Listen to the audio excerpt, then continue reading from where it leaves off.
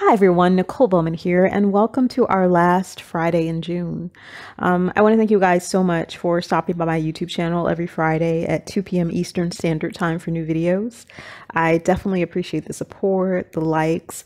I thank all of the new subscribers and the returning subscribers. Thank you guys very, very much for your support. So the final Friday in June is really a culmination of a number of things that we've been talking about over the course of our days. And today I want to talk specifically about mental health, spiritual health, emotional well-being, and the highly sensitive person. And I'm led to talk about this because over the past couple of weeks, two very prominent figures, one in the culinary world, one in the fashion world, both committed suicide. Anthony Bourdain, who was a very well-known chef, he was a writer, he was the host of Parts Unknown, he committed suicide. And then shortly before that, Kate Spade, a very well-known accessories and handbag designer, committed suicide. And arguably, both of these people were kind of at the top of their fields. They were visionaries in a lot of ways. They had a great deal of success, a lot of respect, a lot of notoriety. And in spite of it, the path they went down was the path of suicide. And it makes me think of an audio video I did a number of months ago about what happens when a person takes their own life. After hearing about their experiences and their stories, their battles with depression, and specifically with Anthony Bourdain, his battle with addiction, it took me back to the fact that when a person makes a decision to take their life, it is not necessarily because they're weak. It is not necessarily because they don't love or they don't care for the people in their lives. It is because they have an imbalance in their body. They have an imbalance in their brain that is basically telling them life would be better off if they weren't around. And I think it's so important to remember that and note that and understand that, because oftentimes, for those of you who've been affected by suicide, those of us who are left behind, we're often left wondering what happened. I remember when I was 15 years old, a fellow classmate of mine took his own life. And I remember he was an incredibly popular guy. He was funny. He was talented. He was an extremely gifted writer, far advanced beyond his 15 years. And I remember, I want to say it was maybe about a year before he took his life. I remember sitting in the cafeteria, and in school, I wasn't a popular kid at all. Right. And I remember looking at him and thinking, like, wow, he has everything. Like, he's so popular. Everybody likes him. His life must be great. And I remember thinking that at the time, not even fully understanding what he was going through, not understanding that at 15 years old, he was actually going through some of the same insecurities and angst and hopelessness and sadness that I was actually going through, and this was the popular kid who seemed to have everything. And so it just goes to show that you never really know what a person is battling with or dealing with behind closed doors. And so I think that's why it's always important, if we can try our best to be kind, we try our best. And of course, we don't always hit that mark, but it's definitely important to try, because you never really know what a person is going through. But, before I move on to the next thing I'm guided to say about that, but just remember as well that when a person has a mental health issue, when they have a mood disorder, when they have a mental illness, when they have a chemical imbalance that is causing them to behave erratically or spontaneously, or to behave in ways that are violent or unsafe, you have to understand that's not really that person. That's the disease talking. That's the disease animating their body. That's the disease dictating their behavior. And it's very difficult sometimes not to take that personally if you're on the receiving end of whatever it is that they're doing in the moment. But we do have to remember that it is a disease like any other, like having a heart condition, like having diabetes, like having, a chronic or terminal illness. It's a very similar thing, right? And it's not always something that a person can really readily control. So we just have to remember that and be aware of that. But on top of that, in addition to what we're saying about mental health, I want to weave this into the highly sensitive person. the healer, the psychic, the medium, the root worker, and how Anthony Bourdain's story and Kate Spade's story on some levels may relate to our own. How we may on some level relate to them, even if, you know, those of you who are listening don't necessarily have a mental illness. You know what it's like to be highly sensitive. You know what it's like to feel isolated. You know what it's like to want to fit in, and all that happens is you stand out, right? And you know what it's like to be lonely. You know what it's like to be alone and to be rejected and to feel emotions very deeply, maybe more so than the average person, and not know how to cope with them. You know, so I do want to say, for those of you who may be struggling with mental illness or suspect you have a mental illness, it's really, really important to get help. I think it's highly important to connect with a good psychiatrist who can sit down with you and really see what's going on. You know, you may find out that there's no mental illness at all. It's just that you're dealing with a lot of stress and you have to figure out how to cope.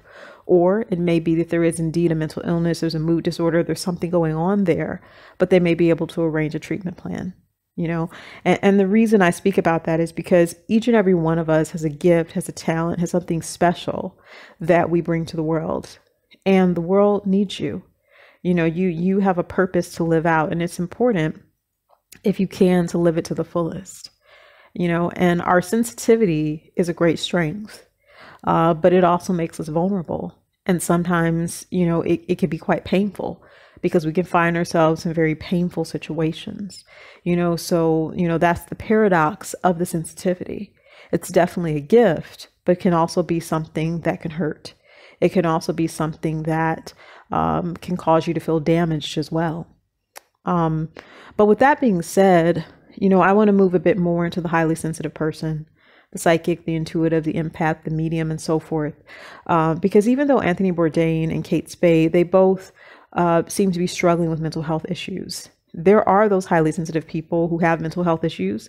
And then there are those highly sensitive people who don't actually have mental health issues, but the way that their lives are set up is not supportive of their sensitivity, right? When you are sensitive, when you are artistic, when you are creative, you must create a life that supports that and celebrates that and nourishes that. You know, it's kind of like being a musician and playing multiple instruments. In order for your instruments to play beautifully and to function properly, you must take care of them, right? You have to clean them, you have to oil them, you have to put them in their cases. You know, you may have to tune them, you have to tighten or loosen the strings every now and again, right? And it's no different than the body, mind, and spirit of a highly sensitive person and the life of a highly sensitive person. You know, there are many of us, because of our natural healing abilities and capabilities, we tend to attract toxic people. You know, we tend to sometimes attract or let in, you know, people who are attracted to our light, but they are carrying a lot of darkness. And in many cases, these people are carrying a lot of darkness that they really don't want to sift through. They really don't want to do anything with. They really don't want to grow. They would just rather bring their darkness to you and have you sort it out, you know. And obviously, if you're in a professional setting and you're working with a client, that may potentially be a different story. But in your personal life, if you are the personal caregiver, caretaker, psychic, medium, root worker for friends, family, acquaintances, and anybody who drops by, what's going to happen is you're going to burn out. And as you burn out, it may feel a lot like depression. It may feel a lot like a mental illness. So the first thing you want to do really is practice good energetic hygiene and practice good boundaries with people. Spiritual baths, spiritual showers, limpias, which are egg cleansings, daily prayer, meditation, eating good foods that energize you. These are all necessary and essential to having a healthy aura and to having a healthy life. And the other thing I would also say for those of us who may just be, you may be highly sensitive, some may be psychic, some may be intuitive, some may be empaths. You know, I'm kind of casting a wide net when I'm talking about the different abilities and sensitivities. But, you know, it is also very important that you surround yourself with some people that are non-psychic friends, so to speak. You know, you do need relationships and experiences where you can cultivate joy, where you can kick your heels up, where you're not thinking about things too deeply or intently. You know, you do need relationships where you're not always the teacher, relationships where you're not always the one telling people what to do, or people aren't always coming to you for guidance and advice. And so one of the things that I highly recommend is definitely have your alone time. Have your time where you have quiet contemplation and prayer. I would even say, like, if you can, take a day that is just for you, that is kind of a day of silence, where you just quiet and you just do what you want to do, but you're nurturing yourself and you're not beholden to anyone else that day. Because one of the things that I've seen is a lot of highly sensitive and gifted people are burning out because they're not setting firm boundaries in their life. You know, I personally will not read for friends, family, acquaintances, or coworkers. I just don't. And that is a general rule that I pretty much stick to. And the reason why is because there has been time over the years where I've broken that rule, and it sent me into a state of psychic burnout. And so I know from personal experience, the best way to love myself and take care of myself is make sure I'm doing my spiritual baths and cleanses on a regular basis, that I'm praying, I'm talking to God, I'm talking to my guides, that I'm taking days off where I'm not working straight through all the time. And even in my professional life, sometimes I have to let certain clients go. Sometimes I have to let people go who are abusive or will not deal in reality or will not accept the information that spirit is presenting. You know, all of these things, if they go unchecked, can weigh on your emotional well-being, and they can weigh on your mental health. And so even if you don't necessarily have a mental illness per se, you can still be susceptible to stress, especially if you're a sensitive person. So you want to create a life that minimizes the stress. And if there are people in your life that don't respect your boundaries, that see you as their personal psychic, that kind of feel like you should be available 24/7 or taking a lot but never giving, then you have to do one of two things. You either have to remove these people from your life completely, or you've got to put them on the periphery, right? And you don't always even have to tell people that you're putting them on the periphery. It is something that you can choose to do. You know, you can send their calls to voicemail. You can decide not to answer their texts. You can decide not to answer their social media messages. You can make a choice and decision to do that for your mental health, and then have a conversation later when you feel stronger or more prepared for it. You know, but I wanted to talk about those things because I think one of the things that is missing in our spiritual communities is an emphasis on medicine, and is an emphasis on science sometimes. I think sometimes in our spiritual communities, we tend to cherry pick what we want to believe and what we don't, to fit our sensibilities, right? And there's nothing wrong with modern medicine. You know, you can use modern medicine in conjunction with herbalism, in conjunction with things rooted in your spiritual beliefs, because that can all be a part of your spiritual practice. You know, when I look at healing, when I look at growth, when I look at life, it's a mind, body, spirit connection. So I'm not just going to treat my body. I'm going to treat my spirit. I'm going to treat my mind. I'm going to treat my emotions. I'm going to do all of those things so that I can be healthy. So, you know, if you suspect that you may be dealing with a mental illness or you have thoughts of suicide, I definitely say reach out, connect with a counselor.